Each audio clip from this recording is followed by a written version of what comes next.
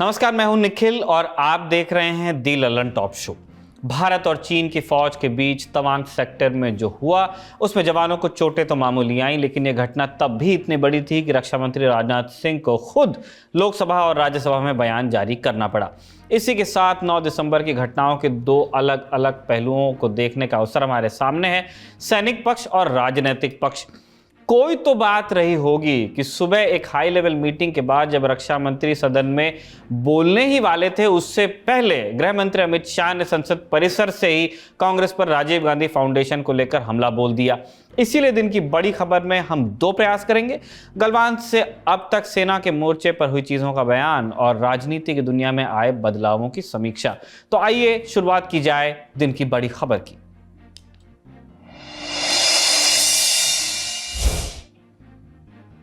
12 दिसंबर के दी Lalan top show में आपने इतना जान लिया था कि तवांग में भारत और चीन की सेनाओं के बीच एक झड़प हुई, जिसके बाद जवान घायल हैं। आज इस पर भारत सरकार ने अपना आधिकारिक पक्ष संसद में रख दिया। सुनिए रक्षा मंत्री राजनाथ सिंह ने लोकसभा में क्या कहा। 9 दिसंबर 2022 को पीएलए ट्रुप्स ने तवांग सेक्टर के यांसे एरिया में लाइन ऑफ एक्चुअल कंट्रोल पर अतिक्रमण कर स्टेटस को एक तरफा बदलने का प्रयास किया। चाइना के इस प्रयास का हमारी सेना ने दृढ़ता के साथ सामना किया है अध्यक्ष महोदय, और इस फेस ऑफ में हाथापाई भी हुई है। भारतीय सेना ने बहादुरी से पीएलए को हमारी टेरिटरी में अतिक्रमण करने से रोका और उन्हें उनकी पोस्ट पर वापस जाने के लिए मजबूर कर दिया अध्यक्ष महोदय। इस झड़प में दोनों ओर के कुछ सैनिकों को चोटें भी आई हैं और मैं इस सदन को अवगत कराना चाहता हूं कि हमारे किसी भी सैनिक की न तो मृत्यु हुई है और न ही कोई गंभीर रूप से घायल हुआ है। इंडियन मिलिट्री कमांडर्स के टाइमली इंटरवेंशन के कारण पीएलए सोल्जर्स अपनी लोकेशंस पर वापस चले गए अध्यक्ष महोदय, और इस घटना के पश्चात एरिया के लोकल कमांडर ने 11 दिसंबर 2022 को अपने चाइनीज काउंटर पार्ट के साथ स्थापित व्यवस्था के तहत एक फ्लैग मीटिंग की और इस घटना पर चर्चा की। चीनी पक्ष को इस तरह के एक्शन के लिए मना किया गया और सीमा पर शांति बनाए रखने के लिए कहा गया। इस मुद्दे को चीनी पक्ष के साथ कूटनीतिक स्तर पर भी उठाया गया है। अध्यक्ष महोदय, मैं इस सदन को आश्वस्त करना चाहता हूं कि हमारी सेनाएं हमारी भौमिक अखंडता को सुरक्षित रखने के लिए पूरी तरह से प्रतिबद्ध हैं और इसके खिलाफ किसी भी प्रयास को रोकने के लिए सदैव तत्पर है हमारी भारत की सेना। और मुझे विश्वास है कि यह सदन हमारी सेनाओं की वीरता और साहस को एक स्वर से समर्थन देगा। और अध्यक्ष महोदय, मैं पूरी तरह से आश्वस्त हूं कि यह संसद बिना किसी संशय के भारत की सेना की क्षमता, शौर्य, पराक्रम व प्रतिबद्धता का भी अभिनंदन करेगा। रक्षा मंत्री ने यही बयान राज्यसभा में भी पढ़ा। जैसा कि हमने पहले बताया, इस बयान से पहले रक्षा मंत्री के यहाँ एक उच्च स्तरीय बैठक हुई, जिसमें विदेश मंत्री doctor S Jaishankar, CDS general Anil Chauhan, तीनों सेनाओं के प्रमुख और राष्ट्रीय सुरक्षा सलाहकार अजीत डोवाल समेत केंद्र के आला अधिकारी शामिल हुए थे।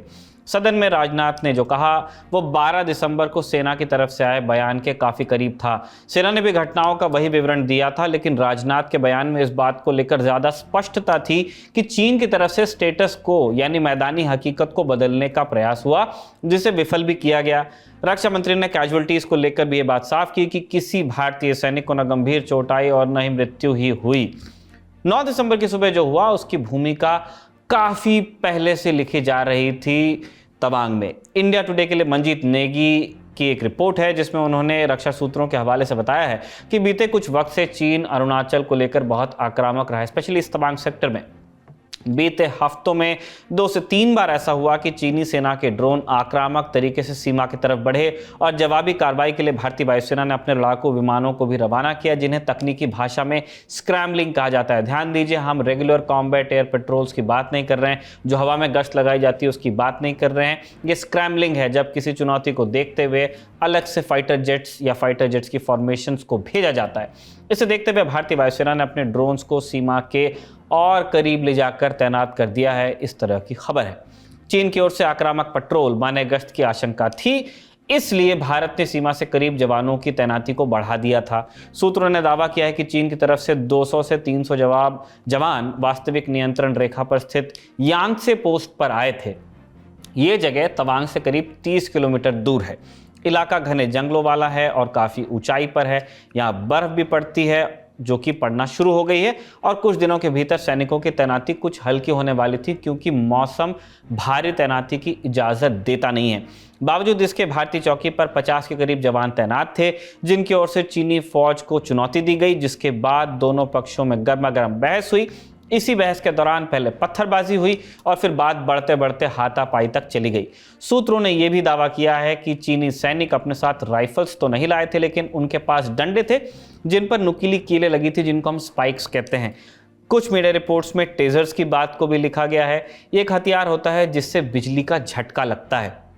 भारतीय जवान भी अपने साथ राइफल्स नहीं लेके गए थे, लेकिन सूत्रों के मुताबिक वो भी पूरी तरह से निहत्थे नहीं थे। कुछ ही देर में भारतीय सैनिकों की अतिरिक्त टुकड़ियां मौके पर पहुंच गई और उन्होंने चीनियों को काबू में भी किया। इसके बाद चीनी फौज पीछे हटी। रक्षा पत्रकार शिवरूर ने अपनी खबर में सूत्रों के हवाले से यह दावा किया है कि जब एक भारतीय टुकड़ी चीनी पोस्ट के करीब पहुंच गई, तब चीन की तरफ से हवाई फायर किया गया और तब जाकर दोनों पक्ष वास्तव में एक दूसरे से दूर हुए। उन्होंने डिसएंगेज किया। लाउडस्पीकर पर चुनौतियों का आदान प्रदान हुआ। भारतीय फौज अपने साथ 5 चीनी फौजियों को भी ले आई थी, लेकिन उन्हें जल्द वापस भेज दिया गया विधिवत रूप से। 30 से 35 मिनट के भीतर सब कुछ खत्म हो गया और तब तक दोनों तरफ से सैनिकों को चोटें आ गई थी। शुरुआती आंकड़ा कुछ इस प्रकार है। भारत की तरफ से 9 सैनिकों को चोट आई, जबकि चीन की ओर से कम 22 सैनिक घायल हुए हैं। कुछ भारतीय सैनिकों को गुवाहाटी स्थित 151 बेस अस्पताल भी लाया गया है। हमें बताया गया है कि 151 बेस अस्पताल सिर्फ 3 जवानों को लाया गया है, जिनमें से एक का रिस्ट में फ्रैक्चर है, कलाई में चोट लगी है, एक को नी इंजरी है, इसलिए ज़्यादा मेडिकल अटेंशन के लिए इन्हें लाया गया। बाकी जो जवान हैं उनको बहुत माइनर इंजरीज थी, उनका फील्ड अस्पताल, जो फॉरवर्ड फील्ड अस्पताल होते हैं, वहीं पे इलाज हो गया और उनमें से कुछ ड्यूटी पर वापस लौट भी गए हैं। जैसा कि रक्षा मंत्री ने बताया, 11 दिसंबर को दोनों तरफ से स्थानीय कमांडर्स ने एक फ्लैग मीटिंग की, जिसमें 9 दिसंबर की घटनाओं पर बात हुई। भारतीय पक्ष ने चीन की सेना के स्थापित प्रोटोकॉल का पालन करने का आग्रह किया। चीन की ओर से कहा गया कि जहां भारत ने चौकी बना ली है, वो प्रोटोकॉल का उल्लंघन है। जाहिर है भारतीय फौज इस बात से सहमत नहीं थी। ताज़ा सैटेलाइट तस्वीरें बताती हैं कि चीन ने अपनी ओर से इस इलाके में एक नई सड़क का निर्माण कर लिया है। चीन ने अपने इलाके में एक बड़ी बसाहट भी बना ली है, जिसका इस्तेमाल उसकी फौज ही करती है। चीन के द्वारा बनाई गई सड़क थांगला दर्रे के सामने से निकलती है। रक्षा विशेषज्ञों का यह मानना है कि चीनी सेना इसी इलाके में 17,000 फीट की ऊंचाई पर स्थित चोटियों पर जम जाना चाहती थी, ताकि वहां पोस्ट बनाकर भारतीय फौज की निगरानी कर सके, लेकिन वो ऐसा कर नहीं पाए, क्योंकि भारतीय फौज पहले से अच्छी संख्या में इलाके में तैनात थी, जो कि सैटेलाइट तस्वीरों में भी साफ नजर आता है। विशेषज्ञों का मानना है कि यही स्थिति गलवान घाटी में जो हुआ उसके ठीक उलट हो गई थी, जहां भारतीय टुकड़ी में सैनिकों की संख्या कुछ कम थी। इस बार सेना पूरी तरह से तैयार थी और इसीलिए इस बार का नतीजा भी अलग है, नतीजा जो हमें हासिल हुआ। यांगसे इलाके में दोनों देश एक दूसरे के मतों से अवगत हैं और इस इलाके को विवादित ही माना भी जाता है। 2006 के बाद से यहाँ छिटपुट तनाव की घटनाएं होती रही हैं। दोनों सेनाएं अपने दावों के अनुरूप गश्त करती हैं। जब गश्ती दल यानी कि पेट्रोल्स आमने सामने आ जाते हैं, तब विवाद होता है। 2016 में भी चीनी फौज को तवांग से खदेड़ा गया था। इसके बाद चीनी सेना ने अरुणाचल के ही अंजाव जिले में वास्तविक नियंत्रण रेखा यानी कि LAC के 45 किलोमीटर अंदर आकर प्लम पोस्ट के इलाके में कुछ टेंट्स लगा दिए थे। जैसे ITBP और सेना को इस अतिक्रमण का पता चला, भारतीय पक्ष ने बैनर ड्रिल की, माने इलाके में पहुंचकर प्रोटोकॉल के तहत चीनी सेना को बैनर्स दिखाए और वापस जाने को कहा। तब जाकर चीनी फौज पीछे हटी। वैसे इस बात में थोड़ा फर्क आ गया है। पहले बैनर ड्रिल्स इसीलिए इस तरह शांतिपूर्ण तरीके से की जाती थी क्योंकि गलवान घाटी का संदर्भ नहीं था। दूर से पोस्टर्स दिखाए जाते थे अंग्रेजी में और चीनी भाषा में, उसमें लिखा होता था कि पीछे हट जाइए। लेकिन गलवान घाटी में जो 20 भारतीय जवानों और ऑफिसर्स की शहादत हुई है, उसके बाद से भारतीय स्टांस काफ़ी चेंज हो गया है। तो आपको रक्षा विशेषज्ञों की राय भी सुना देते हैं। 9 दिसंबर की घटना पर सेना का बयान आया 12 तारीख को, जब स्टोरी ब्रेक हो गई मीडिया में, और रक्षा मंत्री का बयान तो एक और दिन बाद आया। इस देरी को लेकर के विशेषज्ञ क्या सोचते हैं, सुनिए। ये डेफिनेटली एक बहुत गंभीर इशू है कि 3 दिन क्यों लगा ये न्यूज़ सामने आने में, और ये भी एक सब्जेक्ट मैटर में जिसमें बहुत लोग बहुत कीनली देख रहे हैं, बहुत नज़दीक तरह से देख रहे हैं कि इंडिया और चाइना के बीच में क्या हो रहा है। स्पेशली लद्दाख के बाद कुछ भी हो सकता है, कुछ भी होता है। एक छोटा सा झड़प जो होता है निखिल, सिक्किम में कहीं पे भी कुछ तो रिपोर्ट तो आ ही जाता है, और ये काफी बड़ा हिंसक झड़प था। और तो सवाल तो बिल्कुल उठना चाहिए कि ये सामने नहीं आया, क्योंकि ये एक काफी रिमोट लोकेशन है निखिल। तो news does not spread from those locations unless people wanted to, ये भी बोल सकते हैं। लेकिन आई थिंक मंडे तक कुछ लोकल रिपोर्टर्स को पता चल गया था कि ऐसा है, and finally Tribune broke the story, तो न्यूज़पेपर में ये ब्रेक हुआ था। वास्तविक नियंत्रण रेखा पर चीन जिस तरह की हरकतें करता है उसके कारणों से दर्शक वाकिफ हैं। सलामी स्लाइसिंग का उस पर आरोप लगता है और इसके पर्याप्त प्रमाण मौजूद हैं। लेकिन क्या चीन की राजनीति के कुछ आंतरिक कारण हैं जिसकी वजह ढूंढी जा सकती हैं उस घटना में जो कि 9 दिसंबर को अरुणाचल प्रदेश के तवांग में हुई? सुनिए विशेषज्ञ क्या सोचते हैं।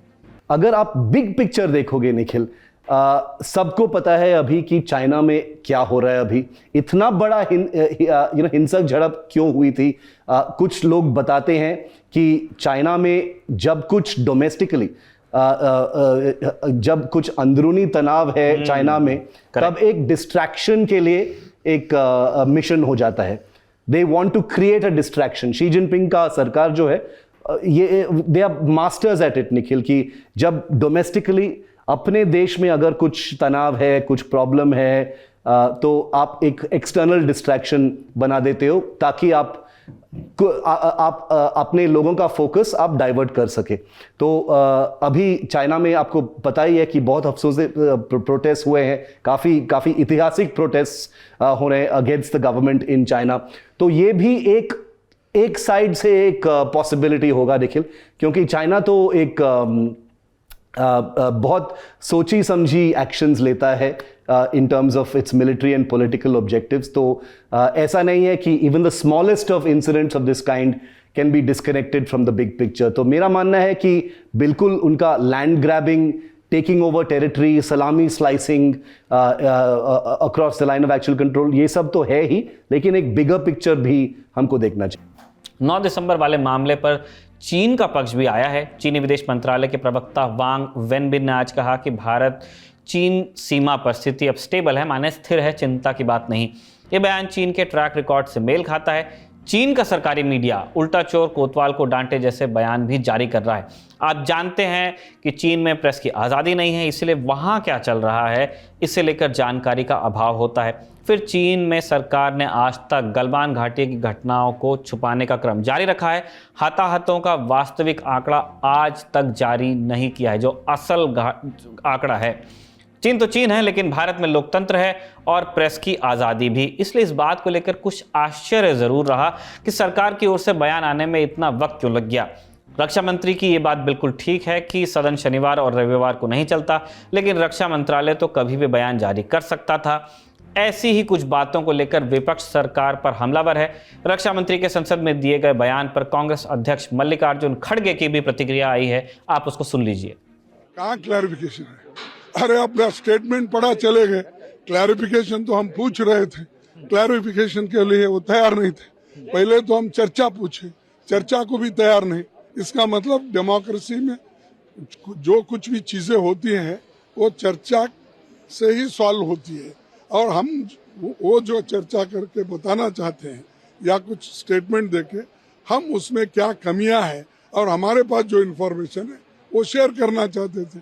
लेकिन विपक्ष के आरोपों का हमला जोर पकड़ता उससे पहले ही गृह मंत्री ने मिसाइल चला दी थी। रक्षा मंत्री राजनाथ सिंह ने संसद के भीतर सरकार का पक्ष रखा, मगर उनसे ठीक पहले संसद के ही गलियारे से गृह मंत्री अमित शाह ने भी एक बयान दिया। क्या दिया, आप सुन लीजिए। राजीव गांधी फाउंडेशन 2005-6 और 2006-7 के वित्तीय साल में चीनी दूतावास से 1,35,00,000 रुपए का अनुदान प्राप्त हुआ।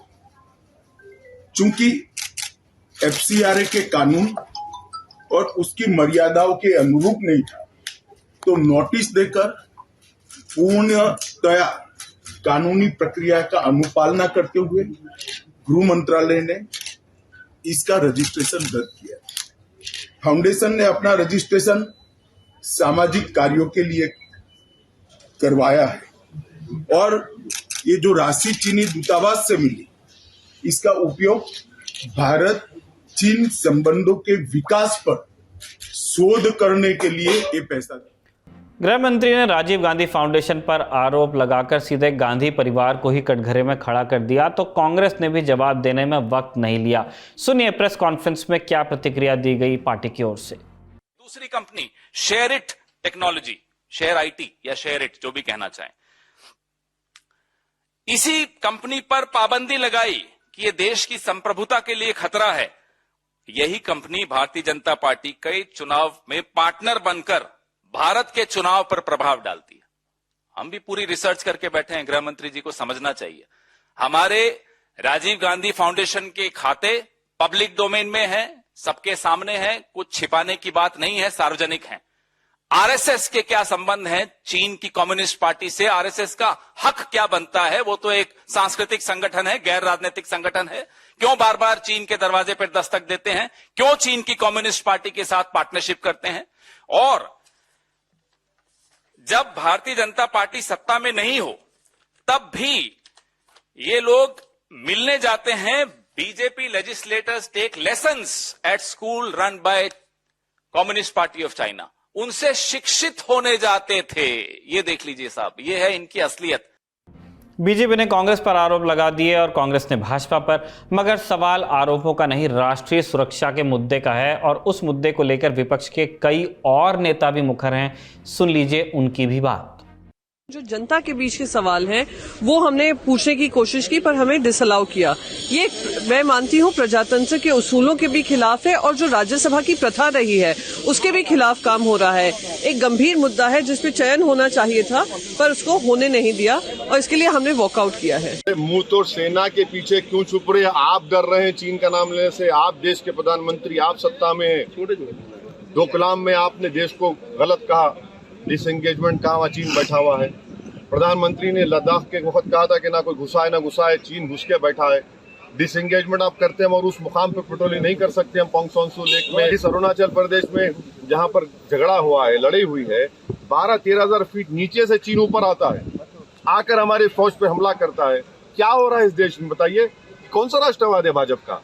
भारत की प्रधानमंत्री से अपील कर रहे हैं कि आप पॉलिटिकल लीडरशिप दिखाइए इसमें। चीन का नाम लेने से क्यों डरते हैं आप? क्यों डर रहे हैं आप? आपने तो उठकर जाकर मिला था बाली में चीन के लीडर से। अब देखिए क्या हो। हम अपने पड़ोसियों के साथ अच्छे रिश्ते जो हैं बना नहीं पा रहे हैं। पाकिस्तान के साथ तो वैसे भी हमारे रिश्ते जो हैं वो सबके सामने हैं, लेकिन चीन के साथ भी कुछ मामला बन नहीं रहा है। वाजपेयी साहब की जो शब्द हैं, उन्होंने कहा कि दोस्त बदलाए जा सकते हैं, पड़ोसी बदलाए नहीं जा सकते।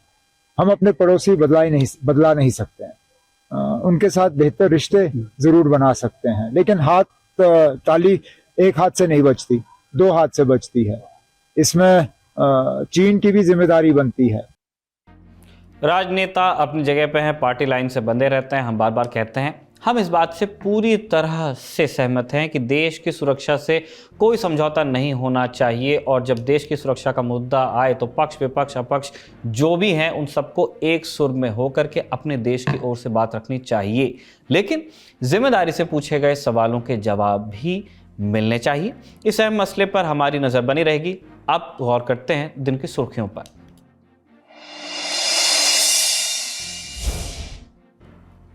पहली सुर्खी बिहार से है, जहां पटना में आज शिक्षक भर्ती की मांग कर रहे अभ्यर्थियों पर पुलिस ने लाठी चार्ज किया। ये अभ्यर्थी 7वें चरण के शिक्षक बहाली की मांग कर रहे थे। बिहार में लंबे समय से 7वें चरण के शिक्षक बहाली की मांग हो रही है। STET state teachers eligibility test के जिन्होंने पास कर लिया अभ्यर्थियों ने, वो इसके लिए धरना प्रदर्शन कर रहे हैं। इसी बीच अगस्त में सरकार बदल गई। इसी साल के अगस्त में तो मुख्यमंत्री नीतीश कुमार 20 लाख भर्तियों का ऐलान कर देते हैं। एक ऐलान बिहार के शिक्षा मंत्री ने भी किया। उन्होंने कहा कि 20 लाख में से 3.5 लाख भर्तियां शिक्षा विभाग से होंगी, लेकिन मुंह ज़बानी ऐलान की बजाय ऑफिशियल नोटिफिकेशन जारी कराने की मांग की जा रही है और इसे लेकर शिक्षक अभ्यर्थी प्रदर्शन कर रहे थे। इन अभ्यर्थियों का कहना है कि पिछले 3 साल से 7वें चरण के शिक्षक बहाली की बात कही जा रही है, लेकिन ऑफिशियल नोटिफिकेशन जारी ही नहीं हो रहा। इसके अलावा इन अभ्यर्थियों की मांग ये भी है कि भर्ती प्रक्रिया ऑनलाइन और सेंट्रलाइज्ड हो। ये 7वें चरण के शिक्षक बहाली क्या है, इसे भी समझते हैं। साल 2006 में बिहार में शिक्षक भर्ती आई। इस भर्ती को पहले चरण की भर्ती कहा गया, शिक्षक भर्ती। उसके बाद जो भी भर्ती आई उन्हें दूसरे, तीसरे, चौथे और 5वें चरण की भर्ती कहा गया। इस क्रम में 6ठे चरण की भर्ती आखिरी थी, जो कि साल 2019 में हुई थी। इसके लिए लगभग 94,000 पदों के लिए शिक्षक भर्ती निकाली गई थी। प्रदर्शन कर रहे अभ्यर्थियों का कहना है कि फरवरी 2022 में इस चरण की भर्ती प्रक्रिया पूरी कर ली गई, लेकिन सिर्फ 42,000 पदों पर ही नियुक्ति हो पाई, यानी 50,000 से ज्यादा पद रह गए खाली। क्या है इसकी वजह? अभ्यर्थियों का कहना है कि इसकी वजह भर्तियों का सेंट्रलाइज्ड न होना है, केंद्रीकृत न होना है। बिहार में शिक्षक अभ्यर्थी अलग अलग नियोजन इकाई जाकर अप्लाई करते हैं। बिहार में 8,000 से अधिक पंचायतें हैं। इसके अलावा नगर परिषद, नगर पंचायत, जिला परिषद आदि हैं। ये सब मिलकर अलग अलग नियोजन इकाई बनाते हैं। जिस भी कैंडिडेट को यहाँ अप्लाई करना है वो या तो खुद जाकर अप्लाई करता है या फिर पोस्ट के जरिए अप्लाई करता है। एक अभ्यर्थी कम से कम 100 से 150 नियोजन इकाइयों में आवेदन करता है, जिससे कि उसके भर्ती होने के चांसेस बढ़ जाएं। और ये प्रक्रिया ऑफलाइन है 2022 में भी। अभ्यर्थियों का कहना है कि ऑफलाइन फॉर्म भरने में बहुत समय लग जाता है, अभ्यर्थियों को भाग दौड़ भी करनी पड़ती है और खर्च बहुत होता है। इतनी लंबी प्रक्रिया होने के बाद भी सीटें खाली रह जाती हैं। ये प्रक्रिया इतने दिन चलती है कि 3-3 साल का वक्त लग जाता है। इसके बाद भी सरकार विशेष चरण में बहाली करा रही है। अगर यही प्रोसेस ऑनलाइन और सेंट्रलाइज्ड हो जाए तो इस पूरी प्रक्रिया में समय भी कम लगेगा और रिक्रूटमेंट भी जल्दी पूरा होगा। प्रदर्शन कर रहे अभ्यर्थियों का दावा है कि बिहार के प्राथमिक विद्यालयों में करीब 1.5 लाख शिक्षकों के पद खाली हैं। इन 3 सालों में, यानी कि साल 2019 के बाद से 20, 21, 22 हो गया, बहुत से पद खाली हुए। इसलिए सरकार की ओर से 7वें चरण की शिक्षक बहाली का नोटिफिकेशन जल्द से जल्द जारी किया जाए। इसी मांग को लेकर आज पटना में अभ्यर्थी प्रदर्शन कर रहे थे। एक प्रदर्शन बिहार विधानसभा के अंदर भी हो रहा था। भाजपा के विधायक भी अभ्यर्थियों के समर्थन में थे। बीजेपी विधायकों ने बीटीईटी और सीटीईटी अभ्यर्थियों के लिए वैकेंसी जारी करने की मांग को लेकर विधानसभा के अंदर प्रदर्शन किया और कहा कि एनडीए शासनकाल के दौरान निकाली गई 1.5 लाख शिक्षक भर्ती को पूरा किया जाए। फिलहाल बात बिहार की हो रही, तो आज यहाँ की राजनीति से आया एक बड़ा अपडेट भी आपको बताते हैं। आज यहाँ महागठबंधन विधायक दल की बैठक हुई, जिसमें सीएम नीतीश कुमार ने बड़ा बयान दिया। उन्होंने कहा कि साल 2025 में महागठबंधन को deputy CM Tejashwi Yadav lead करेंगे। बिहार में अगला विधानसभा चुनाव साल 2025 में होगा। नीतीश कुमार के बयान से साफ है कि अगला चुनाव तेजस्वी यादव के नेतृत्व में ही लड़ा जाएगा। मुख्यमंत्री कौन बनेंगे वैसे उन्होंने ये नहीं बताया। अगली सुर्खी कश्मीरी पंडितों और लोकसभा से ये जुड़ी हुई है। दर्शक जानते ही हैं कि संसद का शीतकालीन सत्र चल रहा है और इसमें अलग अलग मुद्दों पर सवाल जवाब हो रहे हैं। कुछ के जवाब वर्बली आते हैं, बयान आते हैं, कुछ के रिटर्न जाते हैं। इसी कड़ी में आज लोकसभा में कश्मीरी पंडितों की सुरक्षा को लेकर सवाल पूछे गए। बीजेपी सांसद पुष्पेंद्र सिंह चंदेल और माला राज्यलक्ष्मी शाह ने सरकार से पूछा, देश में अल्पसंख्यक कश्मीरी पंडितों पर बार बार हो रहे हमलों को देखते हुए उनके अधिकारों और जीवन की रक्षा के लिए क्या उपाय किए गए। अगला सवाल, क्या सरकार अल्पसंख्यक कश्मीरी पंडितों के पूर्व में हुए नरसंहार की जांच के लिए कोई कदम उठा रही है। ये 2 सवाल थे मेन। इन सवालों के जवाब में केंद्रीय गृह राज्य मंत्री नित्यानंद राय ने बताया कि सरकार ने आतंकवाद के खिलाफ जीरो टॉलरेंस की नीति अपनाई है। सरकार ने घाटी में कश्मीरी पंडितों की सुरक्षा सुनिश्चित करने के लिए कई उपाय किए हैं, जिसके तहत आतंकवादियों के खिलाफ सक्रिय ऑपरेशन चलाना और किसी भी आतंकी हमले को विफल करने के लिए नाकों पर 24 घंटे चेकिंग करना और रणनीतिक स्थानों पर रोड ओपनिंग पार्टीज की तैनाती करना भी शामिल है। इसके अलावा नित्यानंद राय ने अपने जवाब में कश्मीरी प्रवासियों को सरकारी नौकरियां और बाकी दी जा रही सुविधाओं का भी उल्लेख किया था। अगली सुर्खी कर्नाटक के एक रेलवे स्टेशन की इमारत और उस पर किए गए पेंट के रंग से बन गई है। स्टेशन का नाम है कलबुर्गी। दरअसल इसकी इमारत को हरे रंग से पेंट किया गया था, जिससे लेकर हिंदुत्ववादी संगठनों ने यह आपत्ति जता दी कि स्टेशन का रंग हरा होने की वजह से वो मस्जिद की तरह दिखने लगा। रंग बदलने की मांग को लेकर आज इन संगठनों ने प्रदर्शन भी किया। विरोध बढ़ता देख रेलवे प्रशासन ने स्टेशन की इमारत का रंग बदलने का फैसला कर लिया। आज तक की रिपोर्ट के मुताबिक अब स्टेशन की बिल्डिंग का रंग हरे से सफेद कर दिया गया है। चौथी सुर्खी बिल्किस बानो केस से जुड़ी है। इस मामले में दोषियों को समय से पहले रिहा किए जाने के मामले पर मंगलवार को सुप्रीम कोर्ट में सुनवाई से पहले जस्टिस बेला त्रिवेदी ने खुद को इससे अलग कर लिया, जिसे कहते हैं अंग्रेजी में रिक्यूज करना। आज तक की रिपोर्ट के मुताबिक आज जैसे ही जस्टिस अजय रस्तोगी और बेला एम त्रिवेदी के बेंच के समक्ष केस आया तो जस्टिस रस्तोगी ने कहा कि उनकी साथी जज इस मामले की सुनवाई से खुद को अलग करना चाहेंगी। जस्टिस रस्तोगी की अध्यक्षता वाली बेंच ने आदेश दिया कि मामले को ऐसी बेंच के सामने लिस्ट करें जिसमें हम में से कोई सदस्य ना हो। फिलहाल बेंच ने जस्टिस बेला त्रिवेदी के सुनवाई से अलग होने का कारण नहीं बताया है। दर्शकों की जानकारी के लिए बता दें कि साल 2002 में गुजरात दंगों के दौरान गोधरा में बिल्किस बानो के साथ गैंग रेप किया गया था। उनके परिवार के 7 सदस्यों की हत्या भी की गई थी।